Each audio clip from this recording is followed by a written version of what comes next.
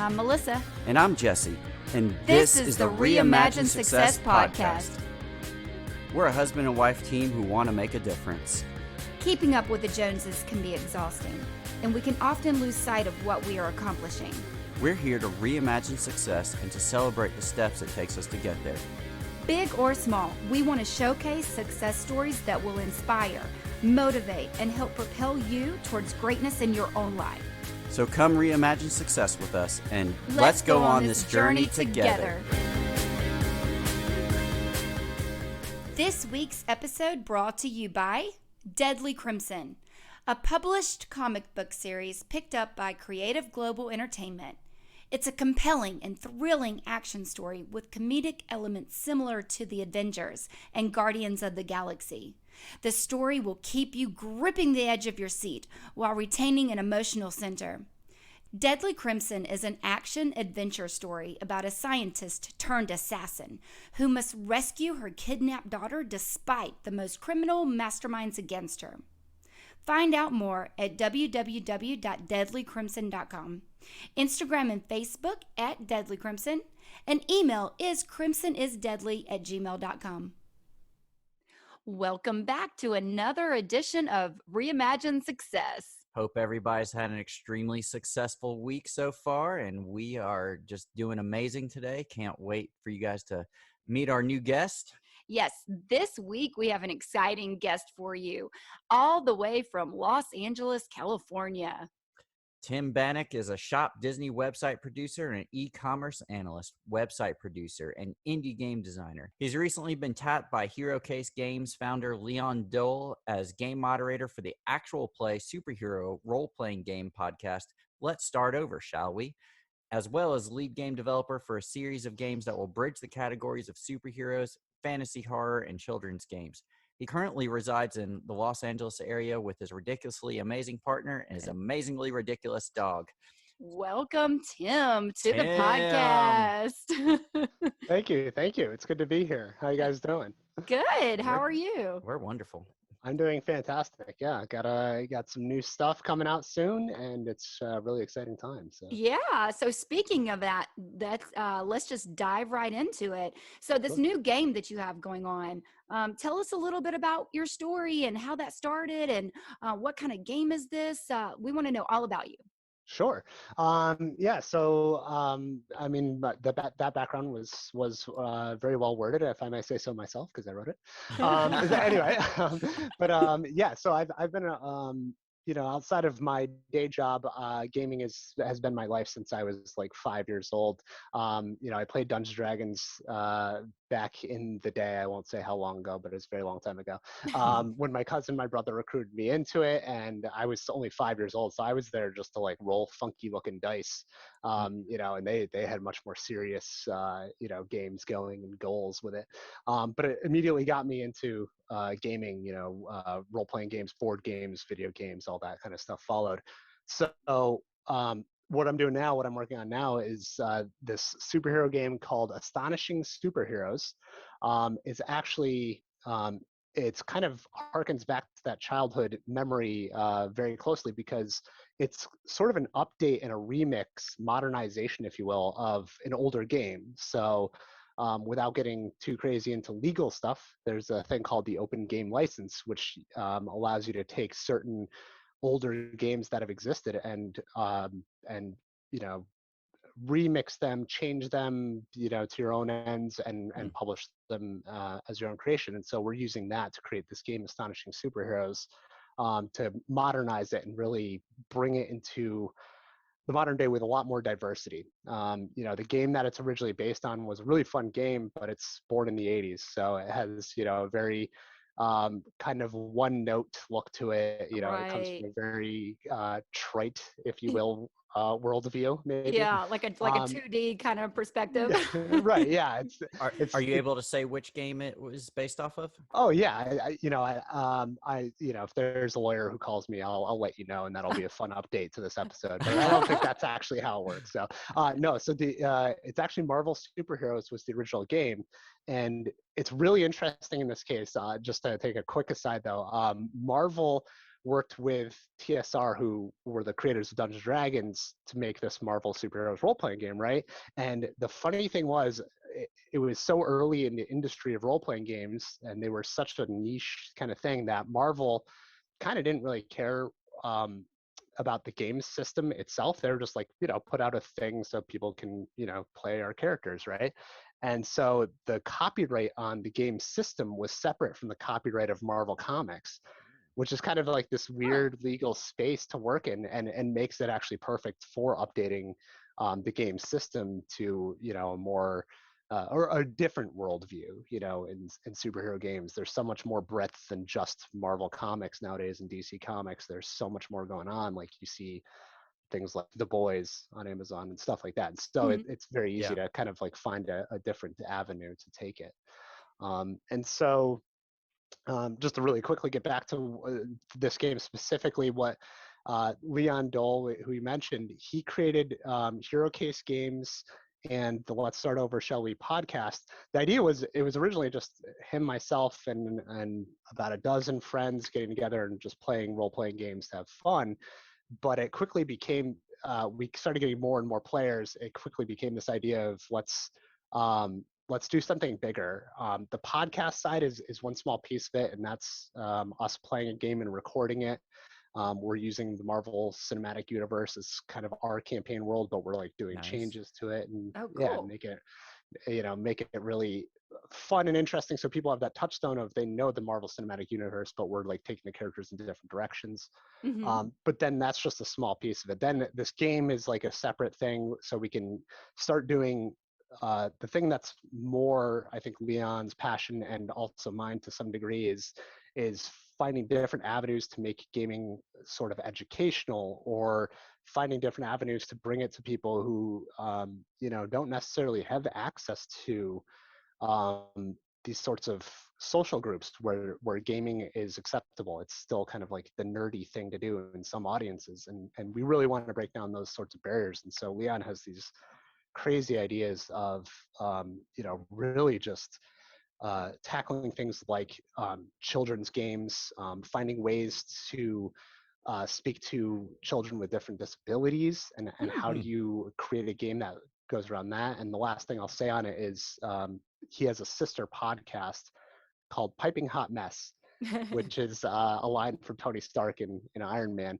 And it's about where he speaks with several licensed mental health professionals and therapists about mental health and how it's portrayed in the comics and the movies and stuff like that. And so, and that's kind of a very good example of like where he wants to take this.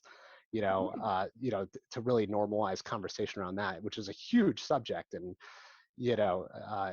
is a really big deal. So all of that said, my piece of it is, okay, so how do we do the gaming component of that? How can we kind of like reach these audiences and things like that? So That's I'm sorry. No, go ahead. I was just going to say, that's really impressive. And I know that the metaverse is such a huge part of or going to be such a huge part of our life. Now, have you thought about taking this game and this universe and turning it into a metaverse like Fortnite? I know a lot of kids are into Fortnite and Roblox and things like that. Now, do you have any ideas of how you can kind of create that and turn it into your own metaverse? Yeah, absolutely. So funny enough, I work in technology for my day job. I'm not really the website and tech guy for this project, oddly enough, because he's assembled people who, really a team of people. And so he has all these plans to do exactly that sort of thing. I think the first step is getting out the role playing game, obviously, but to some degree is figuring out, okay, what are the ways we can digitize this experience, and I think there's like the simple immediate answers of having like a character builder, so you can build your own superhero using the powers in this game, right? And see yourself represented as a hero, right. Create your own avatar. It's really cool. Exactly, right. I mean, that's so hugely popular in every field, right? So, so he's already laying the groundwork for ideas like that. And then there's broader ideas outside of that. I don't foresee it coming to like a video game style. Because one thing we found that's so unique about role playing games, tabletop role playing games, it's is that social element. Normally it'd be face to face, but we live in COVID times, so Right. it's a little different now. But Right. but meeting like this through Zoom or whatever, there still are so many aspects where you have more or less face to face. And the things he's talking about with, like, in terms of like therapists, like how do we build simple games that provide choices for children who need to understand and be taught things like basic morality, even, Right. Yeah. Yeah. simply because of things like autism or other issues where they're not empathizing, you know as a quote unquote normal person would. Well, here's a teachable moment where you have a game that rewards acting like a hero, Mm-hmm. and things of that nature. And so there's definitely that aspect of finding different channels to get to different audiences. That's awesome. Well, everybody, you heard it here first. Role-playing games is no longer just for nerdy people living in their mother's basements. That's right. For doctors to help, fix neurological issues and to Right. give treatment. That's so awesome that you're Yeah. taking something that has had I hate to say it this way, but it's had a negative stigma over the years, Sure. Yeah. unfortunately. Even Yeah. though, like, it's just good, clean fun that people are having, and for whatever reason, it gets looked down upon as being this nerdy weirdo thing that Mm-hmm. is kind of underground. But you're taking it and putting it in a new light for people to not just enjoy, but to grow and to uh, help their mental states and stuff like that. I love this idea. Mm-hmm. Yeah, definitely. Yeah, I couldn't agree more with that kind of summary of how it's gone. It parallel so many things parallel each other, right? And I think comic books to gaming is a great parallel. You had comic books became this huge thing after World War II. Here's where I'm going to get into my nerdy history knowledge. Um, but it became this thing that was like an escapism from the biggest war to ever engulf the entire human race, right? I mean, that's a big Hmm. deal, and Mm-hmm. it's also a big deal to find entertainment and to escapism in some form. Then in the early 80s, 70s, 80s, comics were vilified, and people were like, oh, look at this lascivious superheroes in their short outfits showing off all that skin. And the comic book creators code was created and stuff to create ratings for them. And then slowly but surely now we're here today where Comic-Con is literally the biggest event every year, Yeah. right? I mean, Hmm. Yeah. outside of like Everyone. the Super Bowl. Yeah, um, exactly. so that's no longer a niche audience, right? That's Mm-hmm. everybody. Marvel Cinematic Universe proves that. And games are coming the same way. I think it took them a little bit longer of a time because it was role-playing games were such a small subset of like board games and video games, which Mm-hmm. quickly overtook them. But I think it's coming back around. I don't know how familiar you are with Critical Role, if you've ever heard of that show, but that's that was 5 or 6 voice actors getting together and playing a weekly D&D campaign and broadcasting it to the world. They had more Hmm. views than most TV shows Oh, get, wow. like most A-list TV shows. And they had a Kickstarter to create an animated series based on it that got, I don't even remember how many tens of millions of dollars. And then Amazon looked at it and was like, okay, we're going to put that on streaming on Amazon Prime. I mean, to see something go from D&D being, very few people know what it is and everybody looks at it and is like, ah, that's weird, to making tens of To millions of dollars mainstream. off. Yeah, it's Yeah. Yeah. totally mainstreaming now. It's absolutely incredible. That's awesome. Yeah, we both are, I'd say, pretty interested in the comic book superhero realm. Yeah, A you might little know something bit, about that. you Yeah. know. Yeah, I May actually, have created a comic book yeah, or two. Yeah, right. Melissa has a lot more hands-on with it. I grew up in a comic book store. My parents owned a Oh, no comic kidding. book card and toy store my whole childhood when I lived in Yeah. New York up until I was 10 Wow. years old. So I grew up around superheroes every single day. It was always my favorite stuff. And then, of course, I married an amazing writer A who living comic developed her own You're right. superhero who dresses like the superhero when we go to Comic-Con. And it's really cool to walk around and watch her display her superhero and to see the comic books come to life, and getting ready to drop the second issue of that. So if you need any more characters for your game, I think we've got a good one over here. I know, Crimson right? Action. Right. There's a partnership like already forming here, I think. I feel it. I feel the love. I feel the love. You need some more awesome women characters. I mean, Right. they're few and far between. Yeah, I mean, you're not kidding. I mean, one of the things we did when we were doing this game, we had our cast who's been playing with us in the Let's Start Over, Shall We podcast. Is, like I said, it started off as this group of friends, and it is all friends. It's all people we know who we brought in, but it's now numbering over 20 people, as I recall. It's a hugely diverse cast, and so one of the things we're doing, we're playing in the MCU, right? So you have these amazing characters who are keystones to different viewpoints and show off the diversity of the Marvel universe. So you have Black Panther, you have Falcon, and we're bringing those characters in to our games earlier than they would appear in the MCU.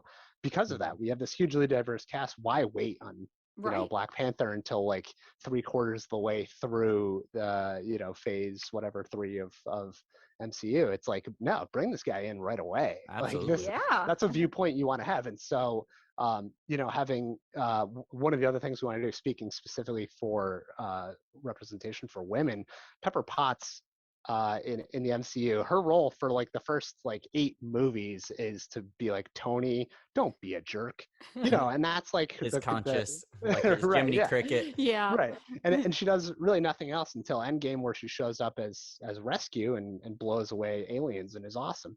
Like we had her, the player who's playing that character, Callie, she was like, okay, like I want to play Pepper Potts, but I want this character to be awesome, like right from the start. And so those were, we talked through the changes, made her an agent of S.H.I.E.L.D. at some point. It's like, these are the kinds of stories you could tell in a role-playing game, and only in a role-playing game. You don't see it in the movies. You see them sometimes flub it in the movies, and then after a while get it right. Or you see it in like your comic book series. It's taken this long to have strong female written, female empowered character who shows up and is the star of the show. It shouldn't be that way, Right. First of all. So let's find different avenues to tell those stories. And this game is hopefully one of those ways people can see themselves in it. I know this isn't going to work so well on a podcast. I finally got the physical copies for approval. Oh, And the cool. cover, It looks awesome for everybody that's listening. Yeah, if you guys are listening, it's got color. No.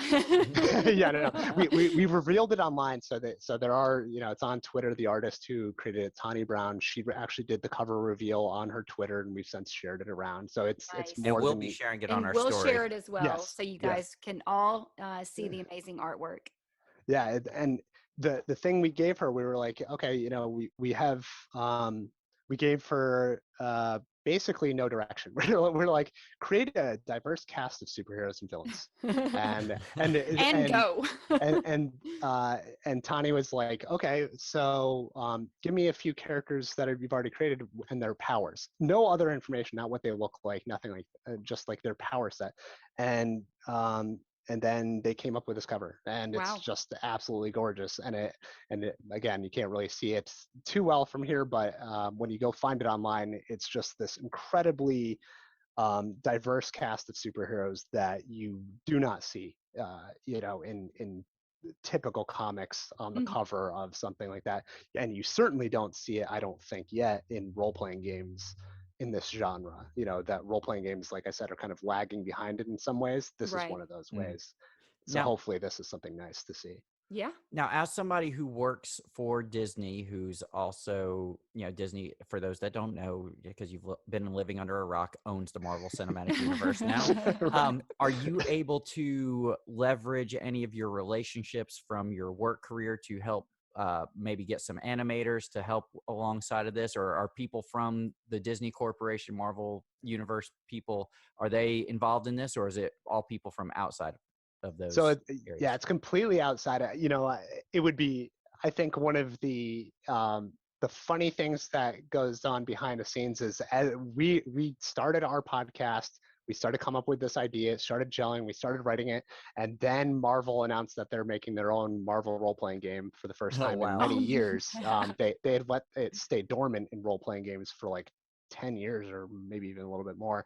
So they just announced theirs. And so there's no way we could really leverage that because they've got their own team. Mm. And I work in the portion that I work for is their e-commerce, and so there's really no connection to like the Marvel Studios or anything like that, Right. other than selling their awesome merchandise. But so we couldn't leverage that from that standpoint. That said, the people who we do have involved, um, I keep saying they're a group of our friends, which they are, but these are all people who either live mostly in New York or LA. A lot of them are in either the gaming industry, the comic industry. They are artists or creators of their own kind. Some of them have written for um, mainstream television that is superheroes. Some of them have written and published comics.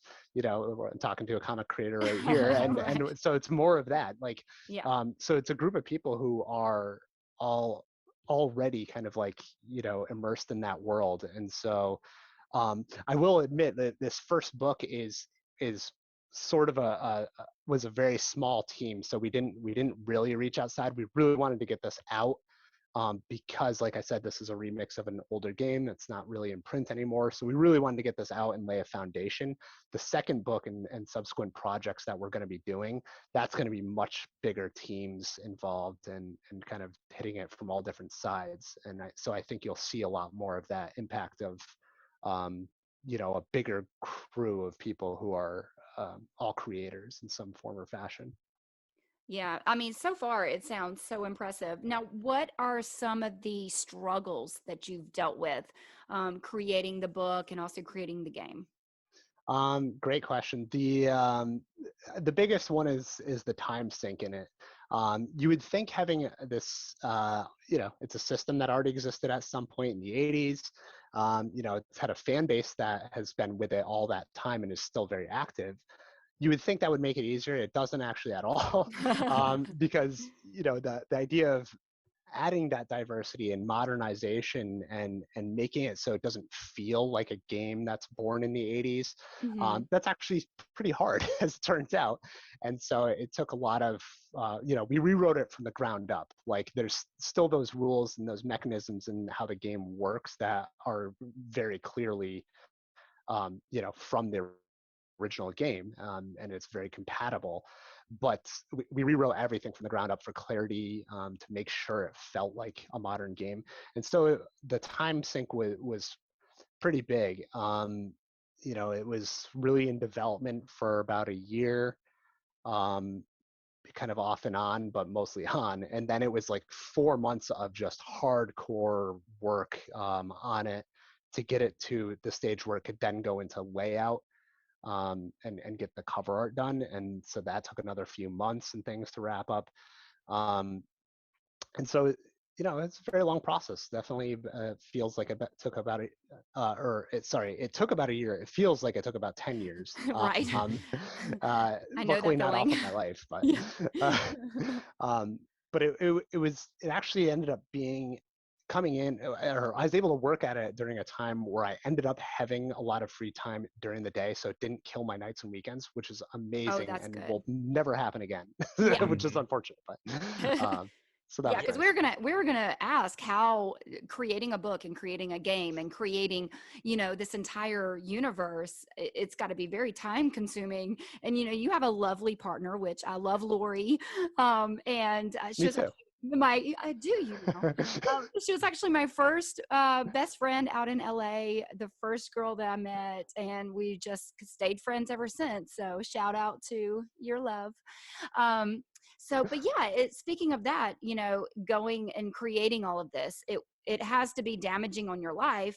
But if you're able to do that during the day and you're able to, do your day job as well, then props to you. A lot of people can't do that. No, yeah, it's definitely, it was kind of a perfect confluence of events that this timing happened. And like I said, it probably will never happen again. And I really mean that. I don't think it'll ever happen this way again. Mhm. The next one we'll be working on is going to be much more like maybe nights and weekends here and there, to do. But it helped in some ways, that my day job is a lot of like doing database, doing technical work, and so it's not truly on a schedule. I mean, it is and it isn't sort of thing. Hmm. So there's a little bit of wiggle room in there, but the vast majority of it, I would say probably 90% of the words that appear in this were written on lunch breaks. So it's Nice. like, Wow. my hour for lunch, Yep. luckily we're all working from home, right? So it's very easy to have a sandwich ready at any given time and, Yeah. Hmm. whatever, and not have to be able to like walk away and do that, like decompress, go back to work, Hmm. decompress, do this, it was very much um, an opportunity that I was able to make the most of an otherwise awful situation, but turn it Right. into Yeah. something productive.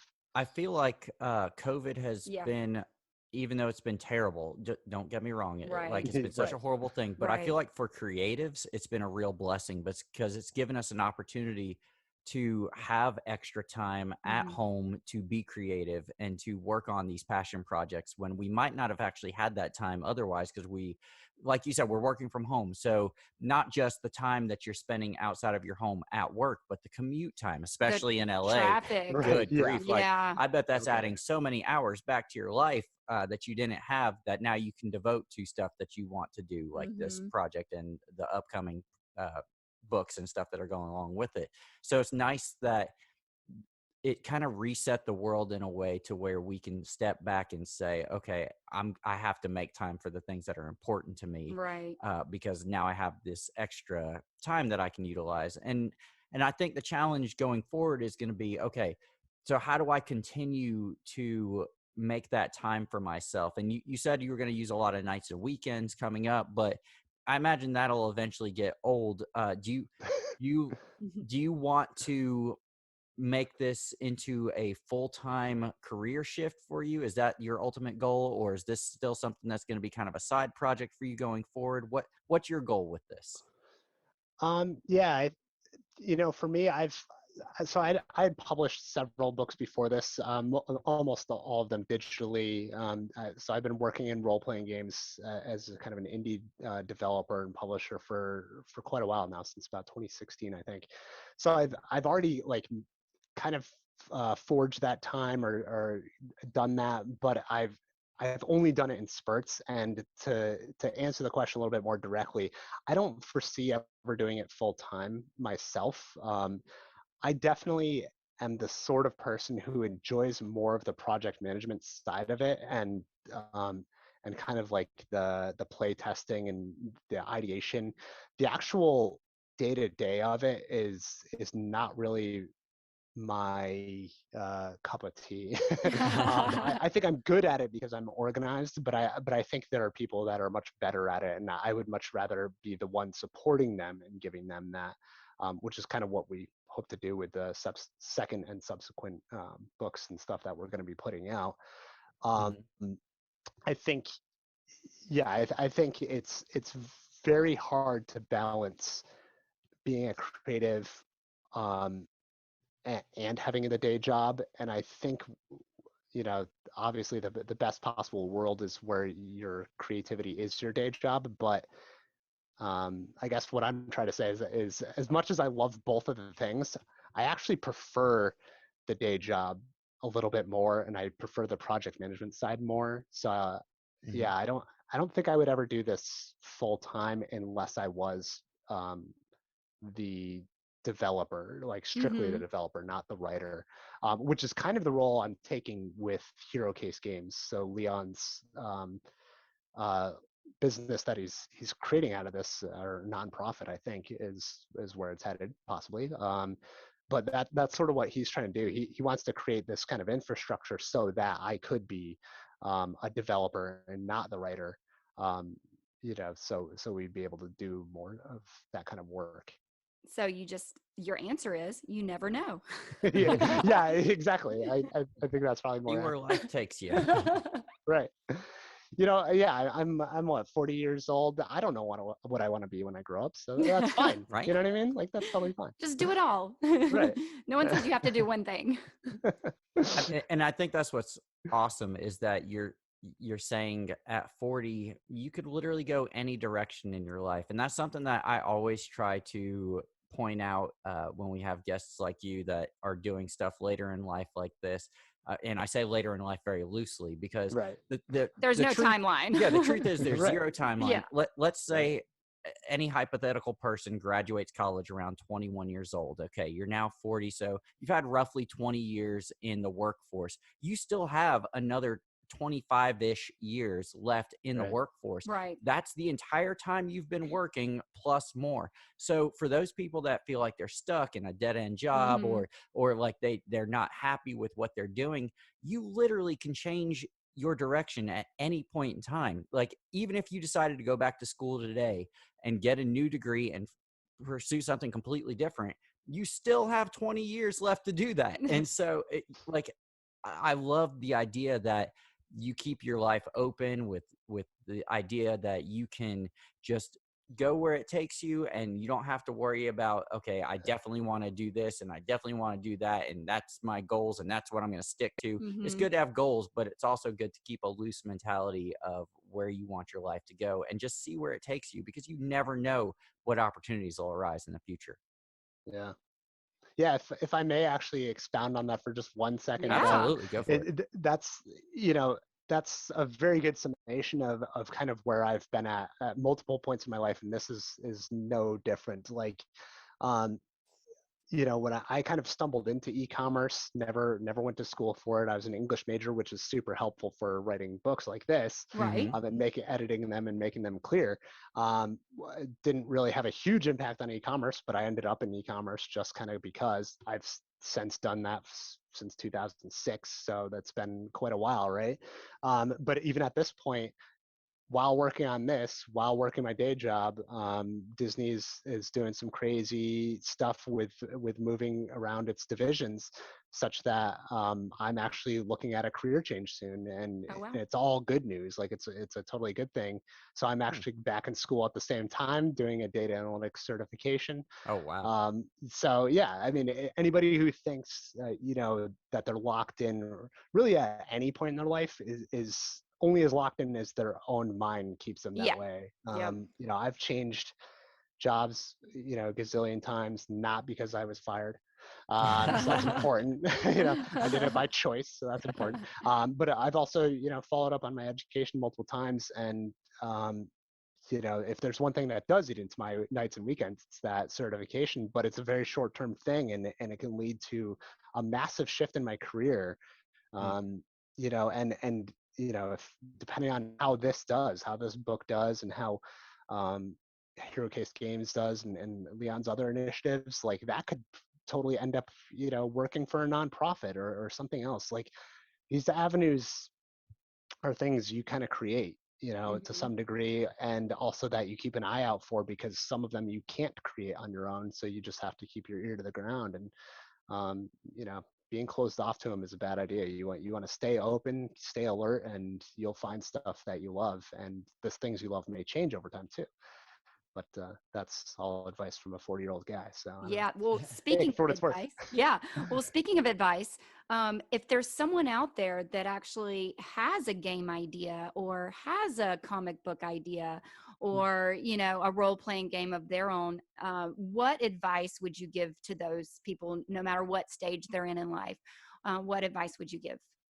Um, I mean, first of all, pursue it. The best piece of advice I've ever heard, and so this isn't necessarily the advice I would give, other than to parrot it, is you haven't done anything until you've done it, and that kind of means the thing isn't finished until it's done. Um, and so you could take a negative spin on that and be like, oh, I got to work really hard and make this thing perfect. It's not really that. It's really get the thing done, because once it's out in the world, you will get feedback. And Hmm. no matter how much time you've spent perfecting it, you will get feedback that is sometimes questions why you even did it in the first place, or some small piece of it. You know what I mean? Like that's just the way of the world. And so, You mean I mean, everybody's this not just going to praise you immediately when you put something out? it's unbelievable, but apparently that is true. Um, Wow. you know, but yeah, I mean, this book is kind of a testament to that. Like I mentioned, we want to lay a foundation to get the rules set out there again. So that's what this book is. We kind of barreled through this, and some people might think, oh, a year of development time, 4 months of hard writing, that's a lot of work, and sure, to some degree it was. but it was fun because Hmm. I enjoyed doing it. So if you have an idea, if you want to do something like that, get it out there. Like do the thing, get it out there.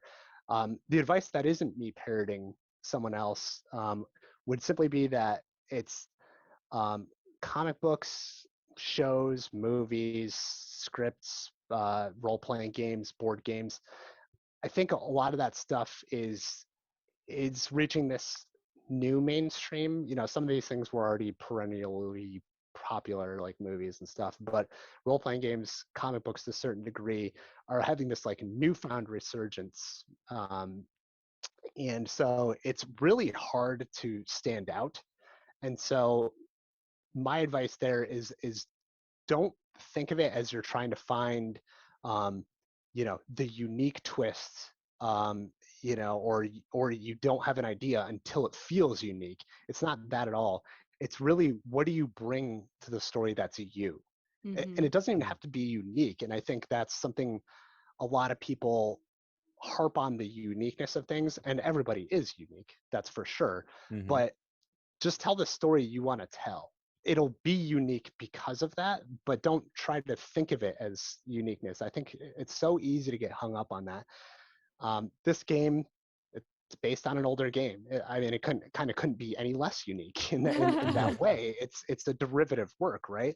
But we found our spin of how to modernize it and how to make it this kind of more, I don't know if interesting is the right word, but certainly More seemingly more, captivating. Sounds more yeah, captivating for right, sure. yeah, right. It has this bigger view behind it, Hmm. and it leads to somewhere else than just gaming. It has all these other aspects into it that wouldn't necessarily find in this genre of role playing game, Hmm. and that's what makes it unique. We didn't set out like, how are we going to make it unique? We were just like, here's the game we want to play and have fun with. Boom. Right. Yes. Now it's this thing, right? So Yeah. you're saying don't reinvent the wheel. Just Don't.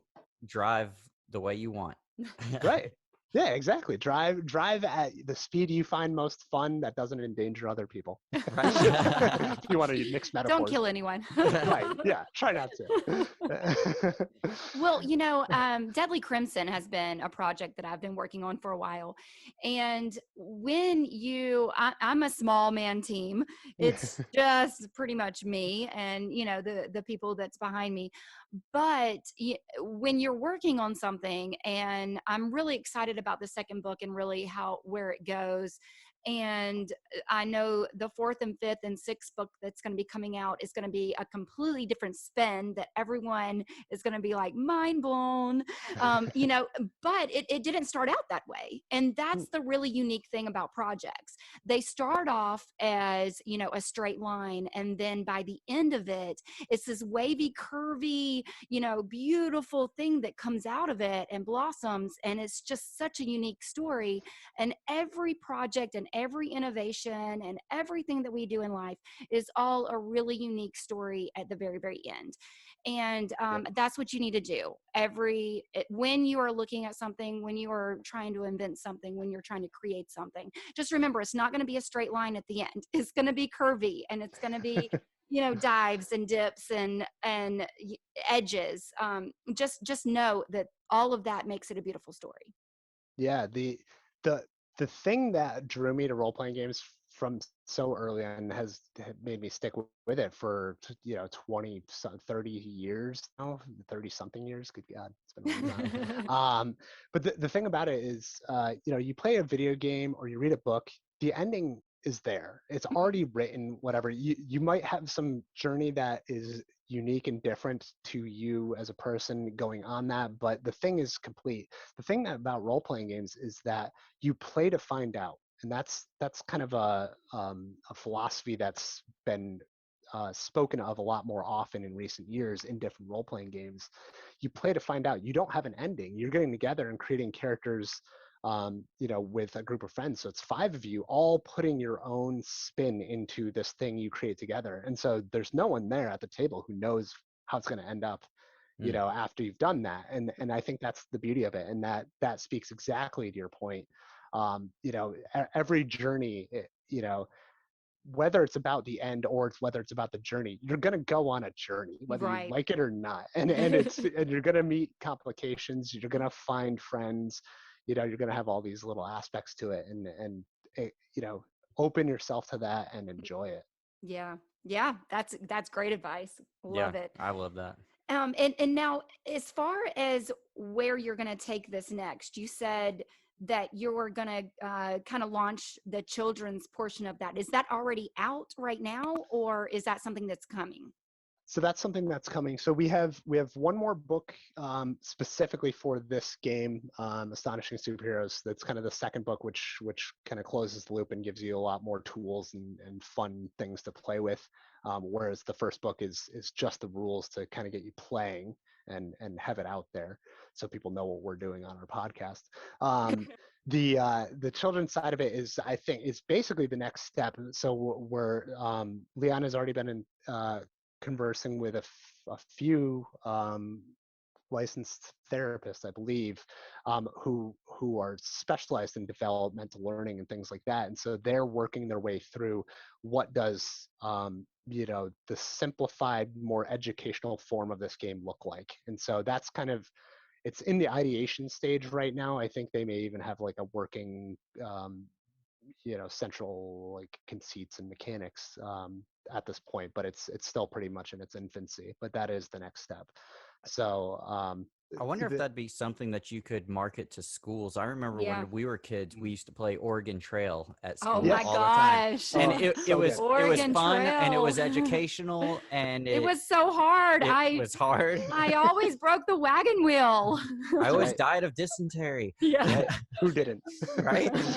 So like, is this something that you could foresee going into maybe the education system to help like grow kids in different aspects in their normal educational experience?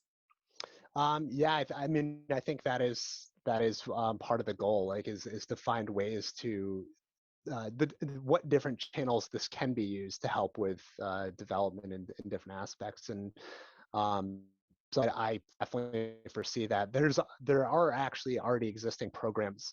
Um, and I can't think of a single name of them off the top of my head, but maybe I can remember an email or something. But there are programs where it's about establishing like a role-playing club in school and using that as a Hmm. form of teaching. And so some teachers have already done this, and they've used pretty traditional methods like Dungeons and Dragons, as a role-playing game and things like that. But there are it's kind of like a very small niche right now, but it is growing where people are creating games that are more focused in this way. And Mhm. that's definitely Leon's idea. I think one of the games is, I could be mistaken, but it's called No Thank You Evil.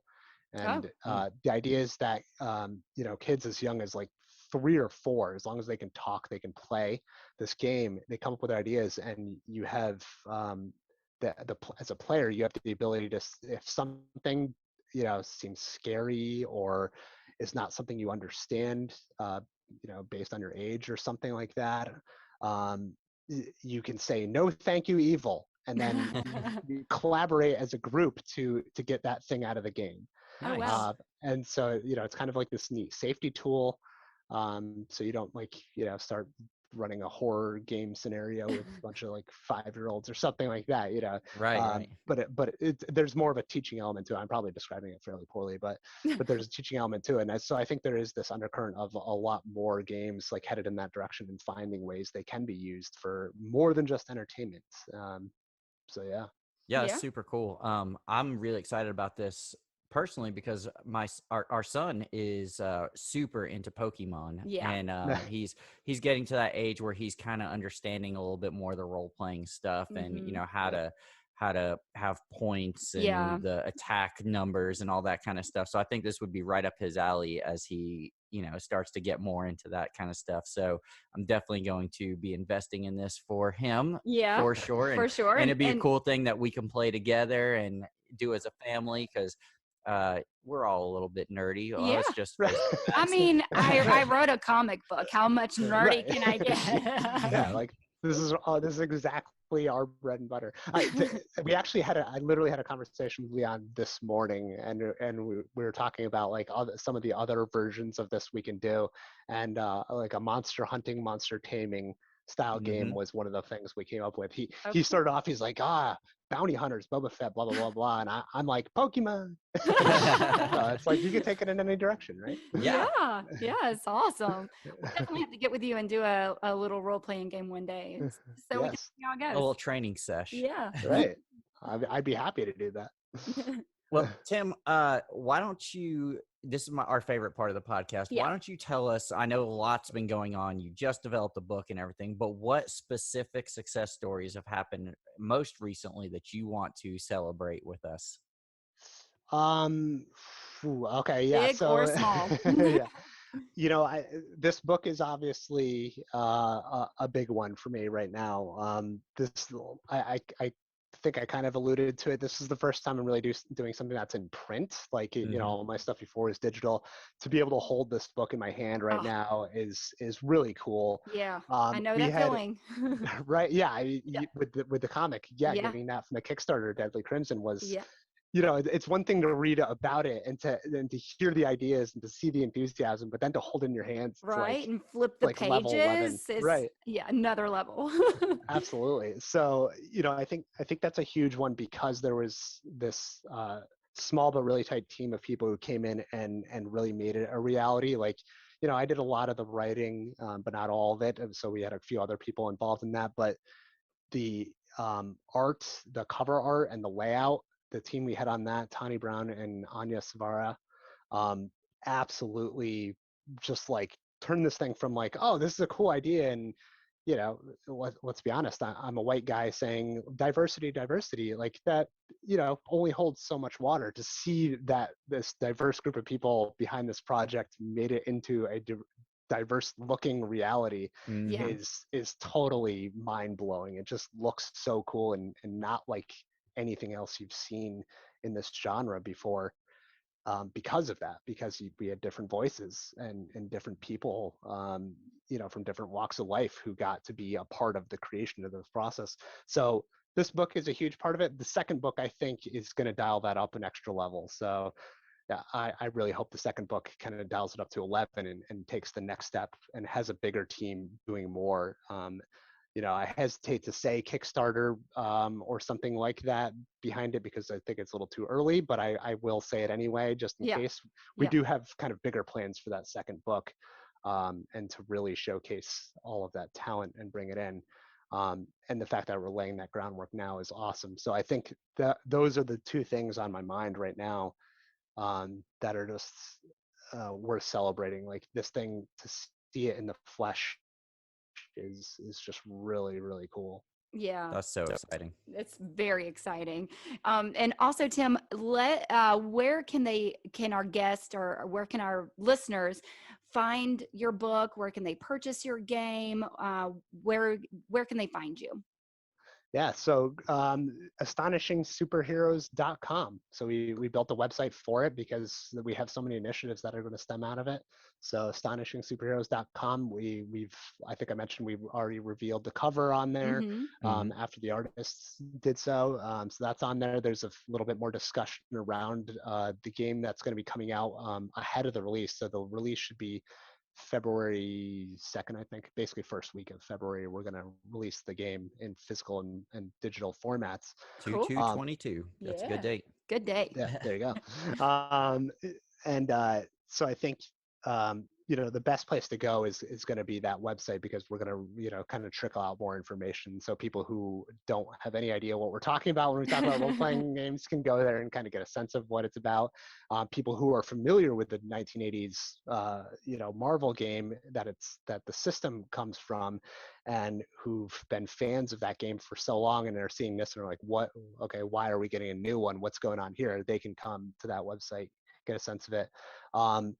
As far as social, LSOSW podcast, um, on Twitter and I think Instagram.